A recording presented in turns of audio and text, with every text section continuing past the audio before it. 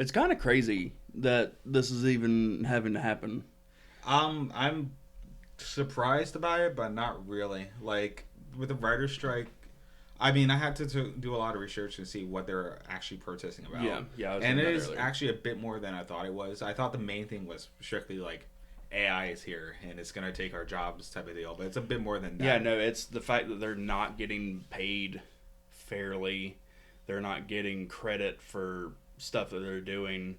It's also like stuff like what mini writing rooms and stuff like that where they have to work with smaller conditions. They're Yep. trying to shift to a There's gig that, and economy. then I saw something about how they're the discrepancies in pay between like doing stuff for like say NBC for like one of the late night shows versus a late night show on like Apple Plus Right. or Apple TV, whatever it is. Like I think it was streaming services that they were just hiring Yeah, for dirt cheap. yeah. So they're not getting paid as much for streaming services versus studio work. Like Netflix doesn't pay As much so as and say like a so Hollywood studio does. doesn't pay as much as Disney or Warner Brothers Discovery, whomever. Yeah, and the thing is like the way I see it, like I support like the idea that the writers need to be like compensated for like the Mm-hmm. work they do and they shouldn't be like used or exploited by these companies. But given the time we live in where things are actually tough for everywhere, I don't think they're going to get what they want even though they should. Um, Like I feel like it's a losing battle and it's mostly like a a fight out of principle rather than of like expecting results. Sorry. So one of the, in my opinion, so it's the old saying: you gotta spend money to make money. Mm-hmm. If you're not going to pay the people who are writing and creating all of these things to entertain the world, like you're trying to do, you're not gonna make any money. No, I totally 'Cause, like agree. right now, I know Marvel is shutting down production on or pre-production for Blade because Blade was supposed to start filming like next month in Atlanta. Dang, I was hoping Now for that one. they're not starting that yet because of the strike. Um, James Gunn just turned in the first draft of the Superman Legacy script. They're not doing anything with that until the strike is over. I mean, like I I feel mean, like, they're working on casting and everything, but they're not going to start production until this is over. I mean, like I totally understand that. I'm just thinking that compared to previous times where the WGA protested, they had these opportunities that they could actually succeed in because they were in the middle of an economy that was starting to recover. They were able to give more leeway to writers because they knew Yeah. that they had to deal with that. But now with the advent of like streaming services being the growing library that's happening across the globe that they don't need American television, they can just import from other countries to do Mm-hmm. so. It's a bit harder from there. But the thing that kind of, and this is the one that I've been focusing on, like the one thing that's gonna harm them the most is the idea that there is AI that will assist make things easier, so might need less writers to do anything. So something that I saw for it is that they don't mind using the AI for like, hey, here's this idea, go with this. They're okay with that to a certain extent. They don't want the AI to fully do a script and all that. And I agree with that because it takes out that human element No, to I it. totally agree, but I feel that as I can understand, like corporations, they'll try their damned hardest to like not pay for anything they do and just Mm-hmm. rake in money. Mm-hmm. In the end of the day, I believe they are just gonna end up finding out that AI written scripts are not gonna be enough, and it just needs to be like, but they can get away from say an AI curated script, like Yeah. maybe like overwatched by like some one writer, maybe two writers, but I feel like they're competing against like this growing technology. It's like having like calligraphers, right? Like people Mm-hmm. who write script are being mad because the printing press exists. And Yeah. like I feel like there's gonna be a lot less writers needed. And I feel like if they're trying to compete to appeal to these big companies, they're not gonna win. But they shouldn't be worrying because I think that there's gonna be a lot more opportunities out there to write because there's going to be more room for studios to be formed. And I feel that this protest is not so much trying to make things right for the writers, but it's just to cushion the fall that they're going to face like later on. Like, I feel like if they get a victory, it's going to be a Pyrrhic one. Yeah. I personally, I'm a little torn on it because, I want the writers and everyone to get the credit, get whatever money that is deserved. But, if you write a script for a movie, like a big action movie that, so oh yeah, this is going to make $1 billion, and then it fails, and it only doesn't even like break even. You don't deserve That money. that huge payday for that.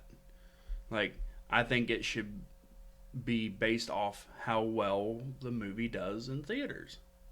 No, I totally agree. Like, Now, I do think there should be like if something happens and the studio decides not to go forward with it, like, sorry, this isn't for us right now. Maybe you can shop it around to other studios, whatever. You get a base pay, like apparently, I was hearing about writers who like weren't making like any money with their writing, and they like would go to these places get their awards while like not having enough money in their bank account like to pay bills or anything like that. And it's like, it's amazing how like we kind of hide the fact that a lot of these people, these staffed studio workers, they don't get enough money for compared to like how much a company or the studio executives get.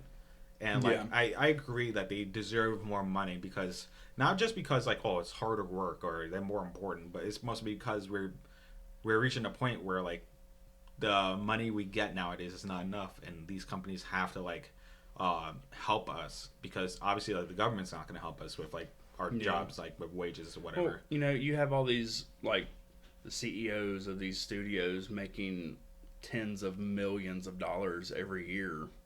Like, what are you actually doing that warrants you making all this money? I mean, like, in most cases, I do agree with you. But I believe that it's not really up to them as much as, like, they're just doing whatever they could to appease the shareholders. And I feel like that is actually more harmful than to a company and its employees than, say, like, just having a completely private company. Because with a private company, if it's good or bad if they're not paying anybody, because people will just leave, right? Yeah. But if you're appealing to shareholders, it doesn't matter how much you don't like a company. They're getting their monies back because like people are just trying to play the game. And it seems like these places they'll go under some hard times, but they're not going to fail like tremendously. Like, you're not going to see like big studios fail because they're going to be backed up.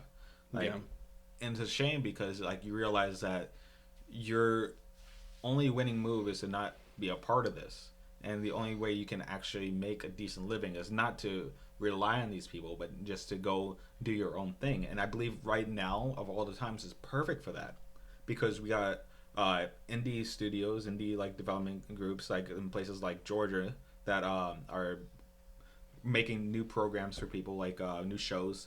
I know like Walking Dead was done in Georgia, and I believe that the only way to do that is just have room for these people who are going to suffer the most, like the writers, to create new shows. And for the most part, I do believe that, I don't know, I kind of just said the same thing over and over, but like, yeah, I think the only way for writers to prosper is to just go smaller, go meet their ends. And because they're stuck in New York and LA, that's why they have no money. That's why the struggle is harder for them. Because they can't afford to be there. That place is only made for giants and giants only. Okay. Yeah, no, I can see that being a little more prosperous for them. Trying to do smaller stuff. But if you've written the $1 billion movie that actually made the $1 billion, you're gonna want to keep trying to do that. The issue is you can only think of so many things that aren't going to keep repeating themselves to do it. No, I agree, but I mean, you see a movie that makes a lot of money, right? You see how big the credits are. Yeah. it's a lot of people we got to pay. Mm-hmm. And usually it's not just one writer working on these things. It's like multiple writers, like 10 or so writers to make sure everything is correct. At some point, you have to pay all those people. Yeah. You have to pay, obviously, the people who fund it because they put in money to make that movie. And you have to pay for like stuff like royalties, and you have to pay for licensing. Mm-hmm. Like, I get that like a big portion is like they're trying to skim it down to make sure a big portion goes to the executives who like want it done, or directors to sell big names. Well, but, so like say a movie has a $100 million budget. mm-hmm. So that $100 million budget covers everything, and actors getting paid, everyone getting paid, paying for production costs, all of that. That engrosses everything. So let's say you have the movie, it premieres, it does its time in theaters, and let's say it makes $500 million. Okay. So it broke even with the $100 million, so it paid for itself, and then everything else is bonus. So all of that money is going back into the studio to fund other things, right? Yeah, the profit. So a lot of times on movie sets, the writer who wrote the movie is there on set in case changes need to be made. Mm-hmm. Or there's other writers who didn't write the script, like, oh yeah, this doesn't really work for this at the moment as we're trying in the moment trying to do it, so let's just tweak it a little bit. And that's where you get like this whole army of writers and all these people having to change stuff. Right. And this is one thing I kind of agree with about the WGA, is how they're trying to separate the writer further and further from the studio and staff, just so they can kind of get rid of them if they need to. Because I know they're trying to shift it towards more of a gig economy, just so they can hire for cheaper labor for regarding like writing. And in the end of the day, like, it's gonna like make the quality of the movies and films and like shows a lot worse than they really are. Yeah, no, I agree with that. But the studios are probably of the train of thought of, oh, well, less is more. Yeah, until it messes with the ratings. I mean, if you seen Conan back during the writer's strike, then like he was just like doing quick like shows, like game shows on his freaking show just to get it going. And it's always like he had nothing. He didn't know what he was doing. I know they had to like get away with doing a lot of stuff because they didn't know what to do with the actors without the writers' plans. So it's like it's gonna be a slowdown for sure, right? Mm-hmm. But where there's protests and like strikes, there's also scabs. I think there's people who will fill it in for cheaper work just because they're gonna get a fill in for Hollywood. Yeah, and I know back when the last one hit 15 years ago, so like 2008. Oh God. So 15 years ago. A lot of the writers, I know a lot of them went to comic books. I actually saw a comic book writer on something the other day, but like, yeah, the last time this happened, I had just started a run on such and such character and got kicked off of it in favor of these other two writers, and then they completely took over what I was trying to do and made it worse. Yeah, and no one likes to see that happen. Yeah, because you have if you're a writer, if you're a creative person, you have a vision for something because you know it could be great. Mm-hmm. But when you drop someone else there who obviously like is just there filling a spot, they don't know what to do. They didn't know the vision, and so they're in the middle of a show that is now captainless. So it's gonna end up becoming some weird thing that obviously lost the mark because it starts on a premise that they didn't fully understand because they're not the person who made it. Yeah, and then I think something we really need to talk about is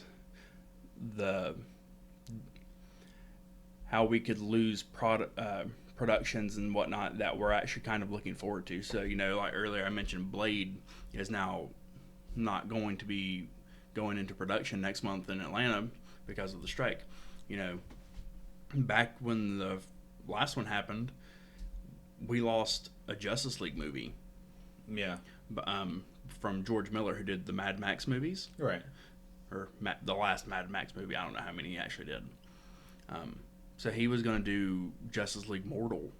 That had like Army Hammer as Batman, DJ Katrona as Superman, Adam Brody as the Flash, Common as Green Lantern. We kind of talked about this in one of our last episodes. Right.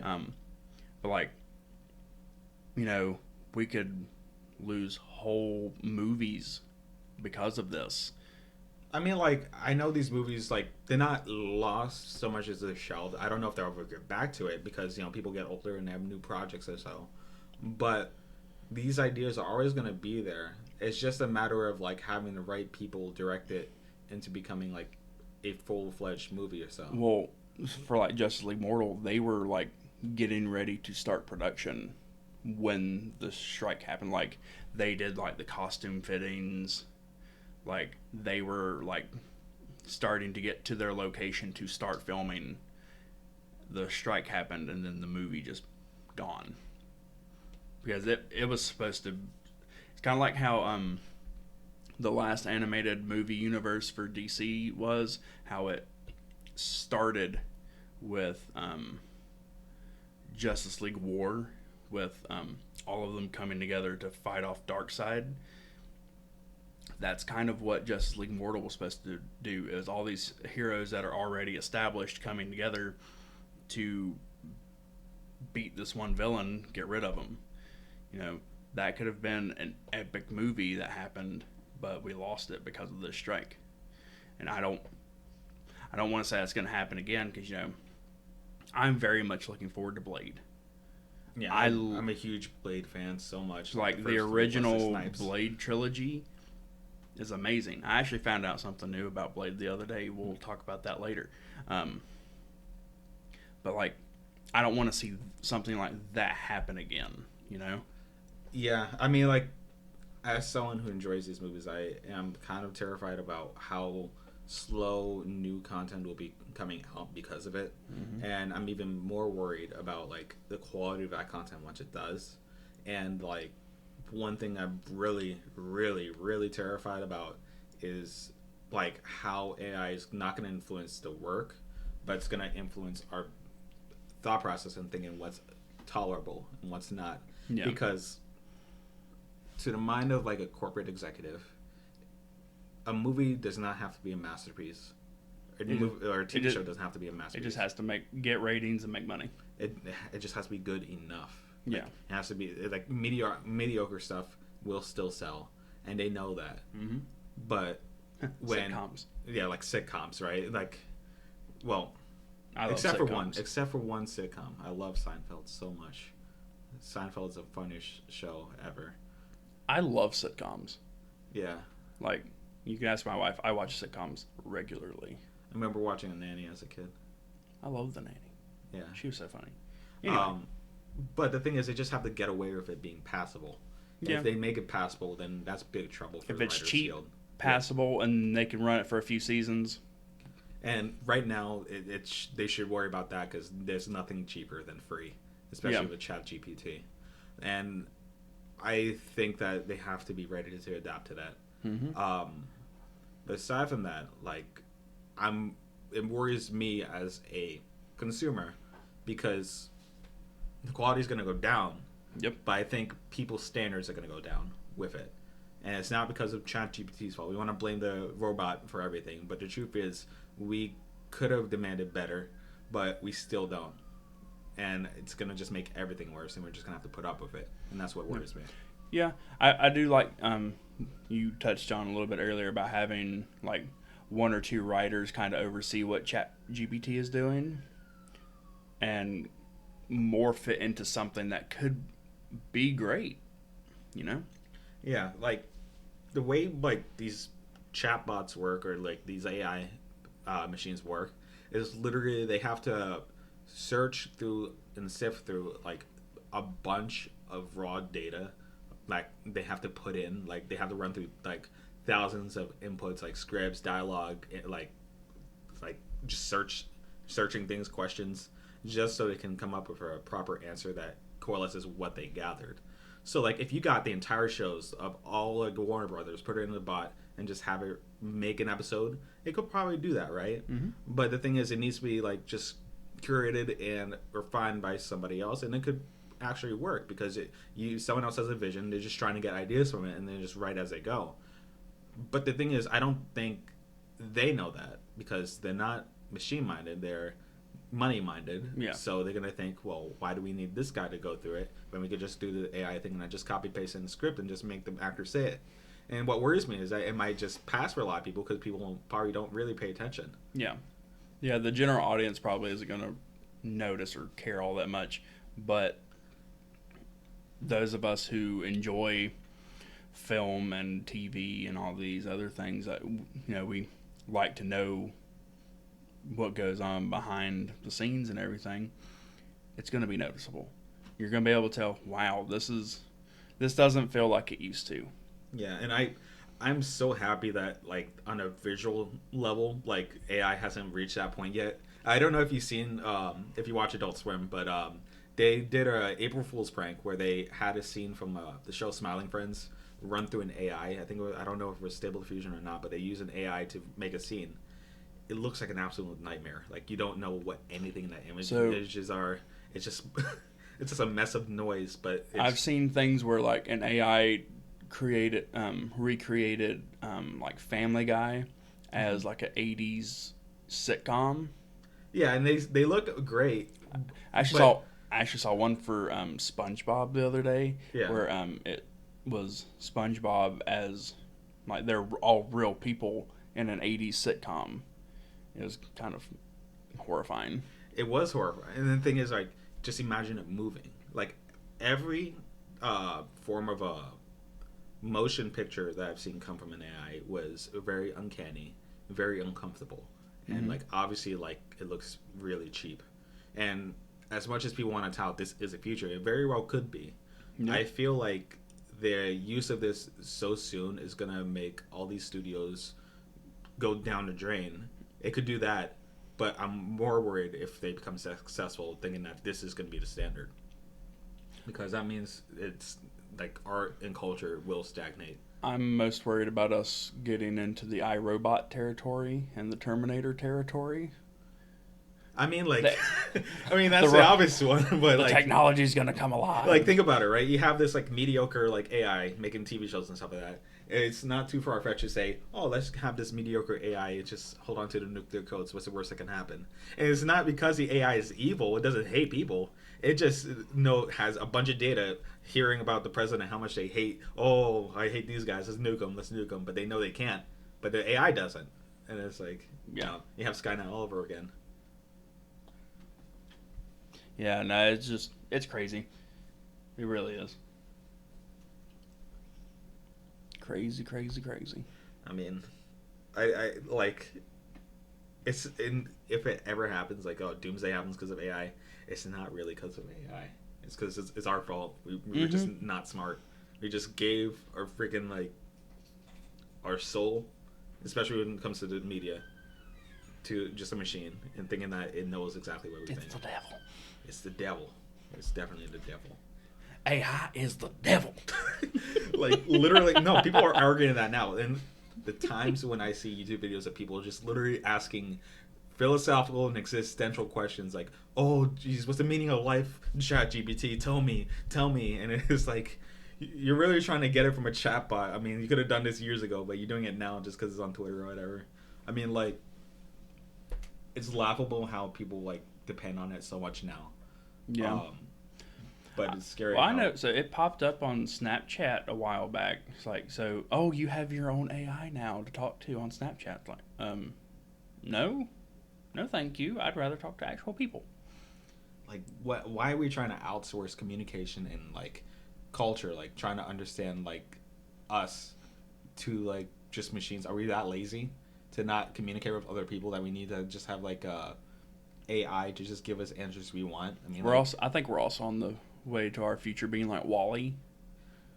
You mean future? Are you sure of future? I mean, not now. Like, we're on that. We're track. right there. I mean, the only thing we just need is a hover chair, and that's it. That's the only thing that separates us from WALL-E. The government has it. They have it. They have the technology. They're depriving it from us. They know we need it. Like, The bastards. I mean, like, oh my goodness. Like, I've heard also like AI is also being utilized in video game development for sure, and that's Mhm. one thing I'm kind of concerned with because not as much, but I'm concerned with like obviously companies just abusing it, but like now a lot of people on the visual level are gonna like probably be out of a job because they know they can offset it. Like all the people who make all those textures in games, Mhm. concept art, like now it's gonna be dialogue. Now literally all you need is programming and maybe 3D modeling, and that's So all you hey, need. ChatGPT, create this game for me, Yeah, create and a it game just for does me. it. It just does it, and yeah, literally, it's just gonna get things are gonna get really bad until people just take matters into their own hands and just make their own work and just become their own studio. We need a new renaissance. It's no, this could be the start of the new renaissance, and the only way you can have it happen is just do it. I mean, take the culture out of L.A. and out of Manhattan and just make it spread it across the entire world. I mean, like you can't just have all your culture and all your media, all your like artistic sources come from just a couple cities in the world. Like literally just LA, New York, maybe Japan, maybe China, and that's it. And it's Yeah. like at some point like people just got to start put it to work and just get popular. And they could very well do that. I mean, like we don't need TV anymore. I don't know if you have TV. I don't have TV. I No, mean, we just have streaming stuff. yeah, like nobody watches TV anymore. They just use streaming stuff because DVDs are inconvenient.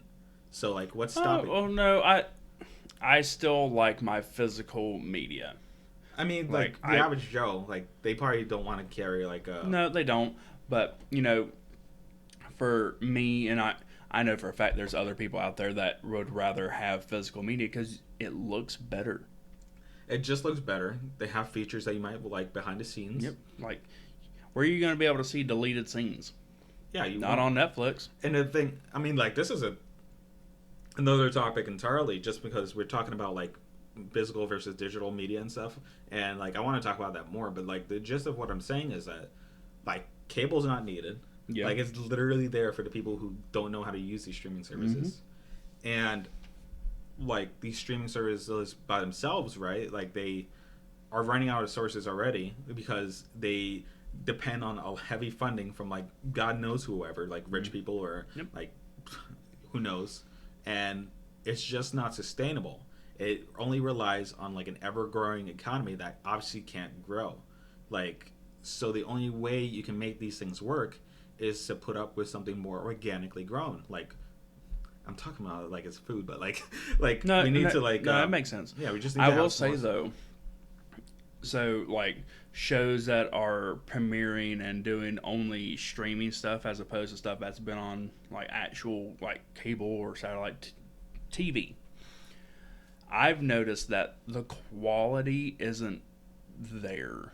Does that make sense? Like, we'll take Full House and Fuller House. I don't know if you've watched them. I've seen a few episodes So, of Fuller House. I know Full House was great up until, Michelle could talk. Fuller House never, like, it recaptured some of that magic, but it didn't have that same essence to it. like from the very first episode of Fuller House, it was already dated, in my opinion. Yes. And I think the reason that is because, one, they were just essentially recreating the original show, but with the girls from the original show, instead of coming up with a newer concept. Right. Because literally the first episode is almost exactly verbatim the original episode. And that this is like the core of it, like how they like the people in charge kind of don't get it. Is that they just assume they want the same thing, and this is why we had like this plague of like remakes and reboots that obviously never kick off because it's just like very soulless. It's just like trying to like hit the core points, the Ghostbusters, bust ghosts. That's it, and it's like there's nothing else. Like there's no Well, for a lot of it, chemistry with actors. And It's, we can get in on the nostalgia of it and then just make money because people just want to go and see these things for nostalgia. Like, yes, nostalgia is all fine and good, but I also want something original. And that's where, the strike is coming in because they're trying to, a lot of them, they want to create new things, new shows, new movies, stuff that hasn't been done before. And that's like, you see a lot of this on, like, in indie movies. You're not going to see stuff being made in the indies in big Hollywood because it's not something that's already been done. Hollywood has, in my opinion, has run out of ideas. And like, if you want something fresh, something new, go watch indie movies. Well, that I disagree with. I believe they have plenty of ideas. I believe they have an unlimited source of ideas. I believe that they don't have enough safe ideas for TV, like that can go under the guise of the FCC. Let me reset. The writers and everyone have ideas. The studios themselves don't want to do it because they want to play it safe. Mm-hmm. But they know that nostalgia is a big thing, especially those of us who either grew up in the 90s or partially grew up in the 90s. Even people who partially grew up in the 80s, for that matter. Yeah, like, we're all very nostalgic about the 90s and how great the 90s were for TV, movies, etc. No, there's a core vibe that you can get from the 90s. I believe you can tap into now, but if you just try to rely on the surface level stuff of it, just like names like all like the Nickelodeon shows or whatever, all the movies that came out then like you're obviously not gonna get it because it doesn't capture the magic that was the 90s era.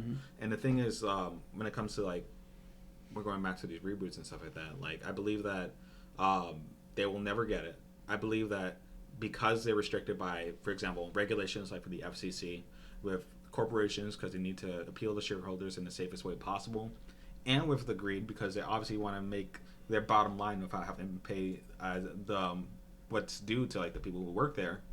I believe you can literally save the industry by literally leaving the industry. I don't know how else to word it, but you can go to smaller studios and you can make smaller stuff.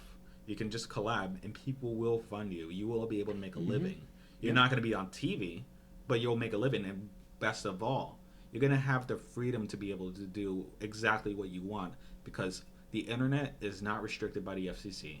You don't need to meet any sort of standards by some government body or some corporation. You can make literally whatever you want, and you have many different ways to fund it. Yep. And it breaks my heart that they don't think about that. They want to just beg. It's kind of like begging in a way. Yeah. Because, please give us this thing we deserve. You're not or we're not going to do anything. Well, once they find a way to make it passable, like the ChatGPT, what are you going to do? You're just going to cry about it. Yep. But you got to start moving now. You got to have your eggs in multiple baskets. You can't do it in just this one megacorp's basket because soon enough they're just going to toss it over, tip it over. I don't know how to word it, but yeah. Yeah, but I do think at some point you do still have to support what they're trying to do.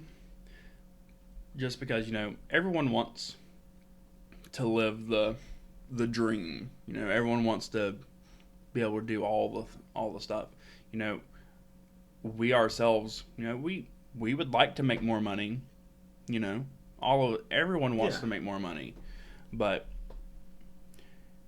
at the end of the day, they're trying to make things better for themselves and their families, and also while trying to make entertainment itself better, because you give them better conditions, better pay, better whatever.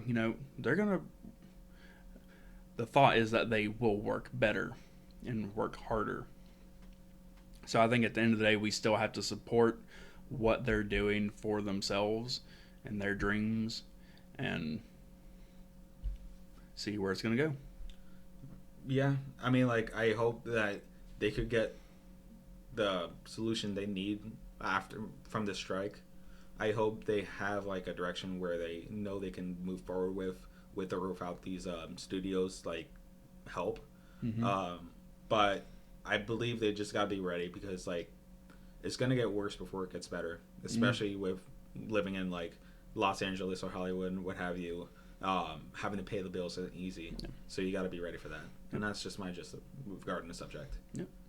Okay.